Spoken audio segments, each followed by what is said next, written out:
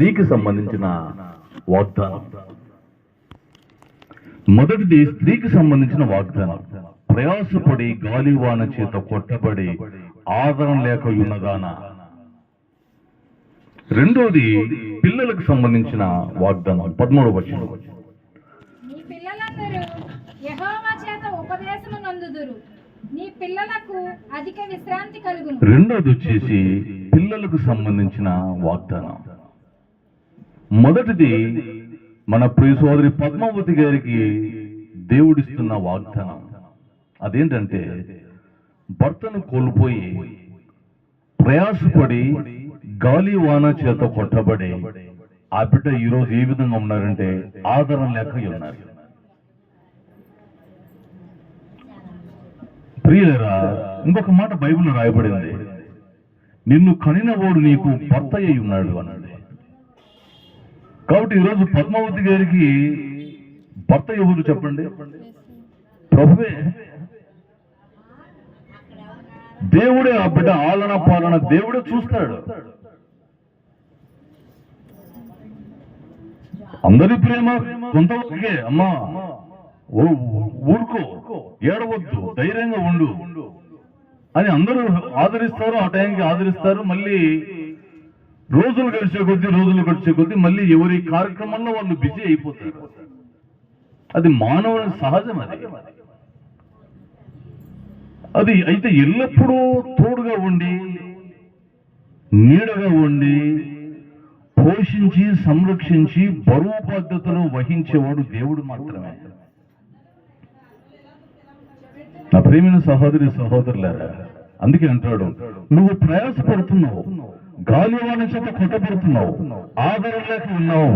అయితే నేను అంటున్నాను, నీరాంజనమాతో నీ కట్టడాన్ని కడతాను, మాణిక్యములతో నీ కోటకములను నిర్మాణం చేస్తాను అని దేవుడు ఆ బిడ్డకు వాగ్దానం చేస్తున్నాడు. నా ప్రియమైన సహోదరి సహోదరులారా, దేవుడు ఏదైనా వాగ్దానం చేశాడంటే అది తప్పనిసరిగా నెరవేరుతుంది. వాక్యం మీద ఆధారపడాలి మనం. అన్న అనే ప్రవక్తనంట 7 సంవత్సరములు పెనుమటితో కాపురం చేసి 84 సంవత్సరములు విధవరాలై ఉండి దేవాలయాన్ని విడిచిపెట్టక ఏం చేస్తుందంటండి? దేవుని సేవ చేస్తా ఉంది. ఎవరు? అన్న అనే ప్రవక్తని. దేవుని మందిరంలోనే సాగిపోతూ ఉంది అన్న అనే ప్రవక్తని. అమ్మా, నీ జీవితం ఎలాగా, నీ పోషణ ఎలాగా, నీ సంరక్షణ ఎలాగా, ఏంటి పరిస్థితి, ఏం తింటున్నావు, ఎక్కడ ఉంటున్నావు, ఎలా బ్రతుకుతున్నావు, ఏంటి పరిస్థితి అని ఎవరన్నా అన్నాన్ని అడిగితే అన్న చెప్పే మాట ఒకటే, నా దేవుని సన్నిధిలో, నా దేవుని మందిర ఆభరణంలో నా సమస్తమును సమృద్ధిగా ఉంది. 84 సంవత్సరాలు విధవరాలుగా ఉంటూ దేవాలయాన్ని విడిచిపెట్టక సేవ చేస్తున్న అనుభవం కలిగింది అన్న అనే ప్రవక్త. నా ప్రియమైన వారులారా, ఈ లోకం అనేది అశాశ్వతమైనది మనకందరికీ తెలుసు. మనం ఎప్పుడు ఈ లోకం విడిచిపెట్టాల్సి వస్తుందో మనకు తెలియదు.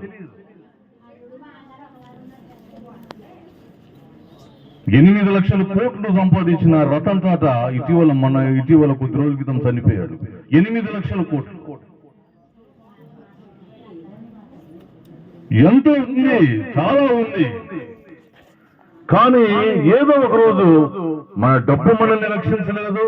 వెండి బంగారాలు, పట్టు వస్త్రాలు ఏది కూడా మనిషిని మరణపు అంచులోకి వెళ్లకుండా ఆపలేదు. నరులారా తిరిగి రండి ఆయన ఆజ్ఞాపిస్తున్నారు. అంతే, వెళ్ళిపోవాల్సిందే. ఎవరి వస్తాం?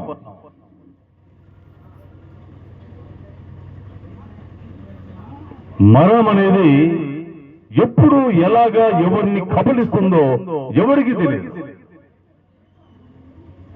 నరుని ఆయుష్కాలం 70 సంవత్సరములు. చెప్పండి, అధిక బలం ఉంటే 80 సంవత్సరములు అన్నాడు.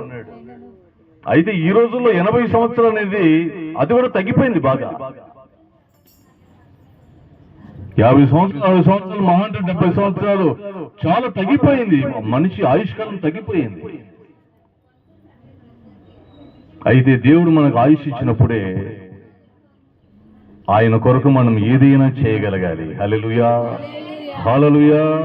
ఆయుష్కాలం మనకు ఉన్నప్పుడే ఆయన కోసం ఏదైనా చేయగలగాలి. ప్రకటన గ్రంథంలో అదే అంటాడు, ఇప్పటి నుండి ప్రభునందు మృతి నందు మృతులు ధన్యులని వ్రాయము.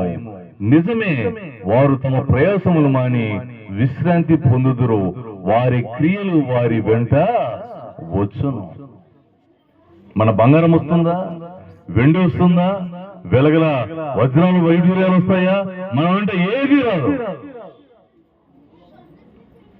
మన దనిపేడు కోట శ్రీనివాసరావు 750 సినిమాలకు పైన నటించాడు. 750 సినిమాలు పైన నటించాడు. ఏ పాత్ర వేసినా కూడా పేపర్లో రాశాడు, టీవీలో చెప్పారు. అతను నటించేవాడు కాదు, జీవించేవాడు. ఇంచుమించు 1000 కోట్లు సంపాదించాడు. యవ్వన కాలంలో కొడుకు మోటార్ బైక్ యాక్సిడెంట్ లో యవ్వన కాలంలో కొడుకు చనిపోయాడు. కూతురు కాదు, అది విషాదాలు. డబ్బు మనకు సంతోషాన్ని ఇస్తుందా? పలుకుబడి మనకు సంతోషాన్ని ఇస్తుందా? లేకపోతే ఏది మనకు సంతోషాన్ని? లేఖనాల ద్వారా మనం హెచ్చరించబడతా ఉన్నాం. నా ప్రియమైన వారులారా, దేవుడు అంటున్నాడు మన పద్మావతి గారికి దేవుడు ఆయనే భర్తగా ఉంటూ ఉన్నాడు. హల్లెలూయా, హల్లెలూయా. ఆ బిడ్డ బాగు